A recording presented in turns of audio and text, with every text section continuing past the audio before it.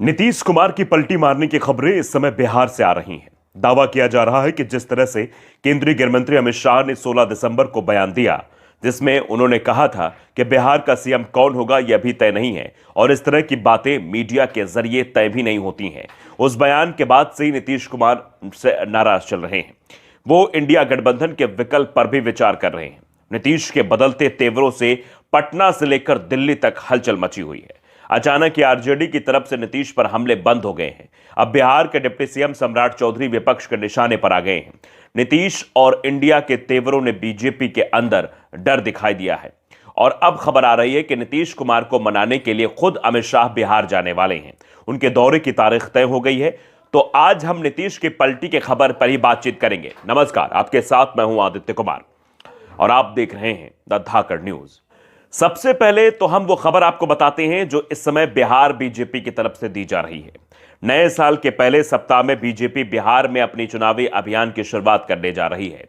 केंद्रीय गृह मंत्री अमित शाह 2025 के विधानसभा चुनाव के लिए पार्टी की रणनीति तैयार करने के लिए बिहार दौरे पर आ रहे हैं। यह अभियान राष्ट्रीय जनतांत्रिक गठबंधन यानी कि एनडीए मिशन 2025 के तहत होगा, जिसे अमित शाह की अगुवाई में शुरू किया जाएगा। गृह मंत्री अमित शाह 6 जनवरी को बिहार आएंगे और इस दौरान पार्टी के नेताओं के साथ बैठक करेंगे।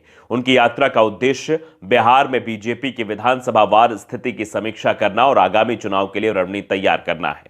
अमित शाह के पटना दौरे का कार्यक्रम तय होने के बाद पार्टी नेताओं की ओर से तैयारियां शुरू कर दी गई हैं।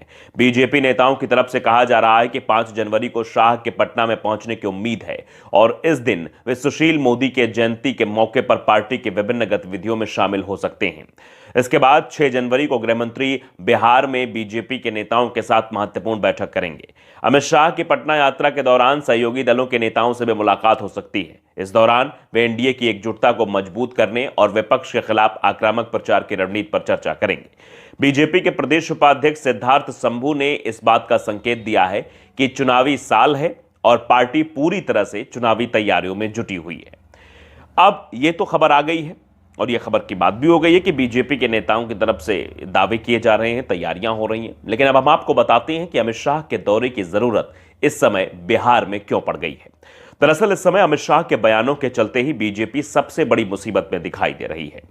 पहले तो शाह ने नीतीश के सीएम पद पर सवाल खड़े किए और फिर उसके बाद राज्यसभा में संविधान पर हुई चर्चा में डॉक्टर भीमराव अंबेडकर पर विवादित टिप्पणी कर दी। बाद में बीजेपी की तरफ से सफाई भी दे दी गई, लेकिन सफाई में शाह की टिप्पणी की जगह कांग्रेस को घेरने की कोशिश होती रही। लेकिन बीजेपी के लिए सबसे बड़ी राहत की बात यह रही कि टीडीपी और जेडीयू की तरफ से कोई तीखी प्रतिक्रिया अभी तक सामने नहीं आई है। जेडीयू के 2 दिग्गज नेता पार्टी के कार्यकारी अध्यक्ष संजय झा और केंद्रीय मंत्री ललन सिंह का बयान तो बीजेपी नेताओं के बयान जैसा ही दिखाई दे रहा था। इससे एक बात तो साफ हो गई कि डॉक्टर अंबेडकर विवाद को लेकर जेडीयू को ज्यादा चिंता नहीं है। चिंता दिख रही है तो शाह के नीतीश पर की गई टिप्पणी को लेकर, जिसमें सीएम पद को लेकर महाराष्ट्र फॉर्मूला अपनाने के संकेत जो मिल रहे हैं, क्योंकि शाह ने कहा है कि महाराष्ट्र में गठबंधन में बीजेपी को सबसे ज्यादा सीट मिली, इसलिए बीजेपी का सीएम बनना था और सहयोगी दलों ने भी इसे स्वीकार कर लिया। ऐसे में जब बिहार चुनाव के नतीजे आएंगे तो ही यह फॉर्मूला बिहार में लागू हो सकता है और इसी के चलते जेडीयू चिंता में दिखाई दे रही है। दावे हो रहे हैं कि नीतीश कुमार ने लालू यादव से संपर्क भी साधा है और लालू की तरफ से पॉजिटिव रिस्पांस भी मिला है। आरजेडी के नेता भले ही तेजस्वी यादव को सीएम पद पर देखना चाहते हैं, लेकिन लालू को एहसास है कि तेजस्वी के पास अभी वक्त है।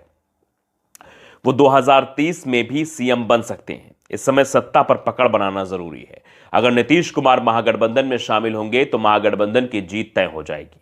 इसलिए लालू का रुख नीतीश को लेकर नरम दिख रहा है। तो दूसरी तरफ बीजेपी की भी नीतीश को अपने पाले में रोकने की तैयारी में जुटी हुई है। शाह के बयान के बाद बीजेपी ने स्थिति को संभालने की कोशिश भी की है। पहले बिहार बीजेपी अध्यक्ष दिलीप जायसवाल ने बयान दिया कि नीतीश के नेतृत्व में ही बीजेपी चुनाव लड़ेगी।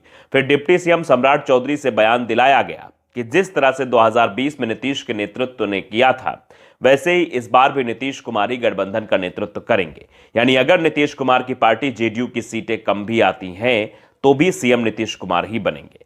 बिहार में महाराष्ट्र वाला फॉर्मूला नहीं अपनाया जाएगा, लेकिन जब स्थिति संभलती नहीं दिखी तो फिर अमित शाह ने पटना जाने का कार्यक्रम तय कर लिया।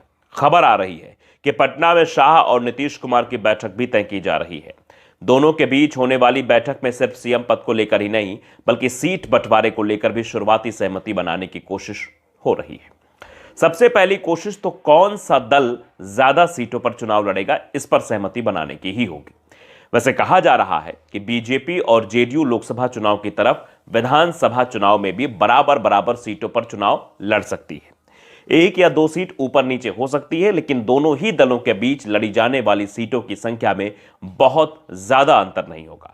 अब सवाल ये उठ रहे हैं कि ज्यादा सीटों पर कौन चुनाव लड़ता है। वैसे बीजेपी की तरफ से जो संकेत मिल रहे हैं उसमें जो फॉर्मूला सेट किया जा रहा है उसमें बीजेपी के हिस्से में जेडीयू से ज्यादा सीट आ सकती है। और ऐसा होता है तो बिहार के विभाजन के बाद गठबंधन में ऐसा पहली बार होगा जब साथ में चुनाव लड़ते बीजेपी जेडीयू से ज्यादा सीटों पर चुनाव लड़ेगी।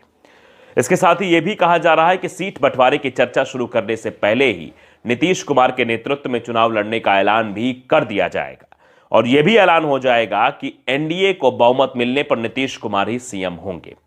सीटें किसी भी दल को कितनी भी मिले, लेकिन बहुमत मिला तो सीएम नीतीश ही बनाए जाएंगे, जैसा कि 2020 में हुआ था, जबकि बीजेपी को जेडीयू से लगभग 2 गुना ज्यादा सीट मिली थी, लेकिन सीएम पद जेडीयू को ही दिया गया था। दावा तो यहां तक किया जाता है कि नीतीश कुमार की तरफ से सीएम पद बीजेपी को देने का प्रस्ताव तक रख दिया गया था, लेकिन बीजेपी हाईकमान की तरफ से कहा गया कि वोट नीतीश के नाम पर ही मिला है, इसलिए नीतीश कुमार ही सीएम रहेंगे और इस बार भी वही स्थिति दिखाई दे रही है। वैसे अमित शाह के बिहार दौरे को लेकर पूरे एनडीए गठबंधन की निगाहें शाह और नीतीश के बीच होने वाली बैठक पर टिक गई है, क्योंकि इस बैठक के बाद एनडीए के संयुक्त चुनाव प्रचार की रूपरेखा भी तय की जा सकती है। दूसरी तरफ इस बैठक पर इंडिया गठबंधन की नजरें भी टिकी हुई हैं, क्योंकि अगर नीतीश और शाह के बीच बैठक नहीं हो पाती है तो फिर यह तय है कि बीजेपी और जेडीयू के रिश्ते और भी खराब हो सकते हैं।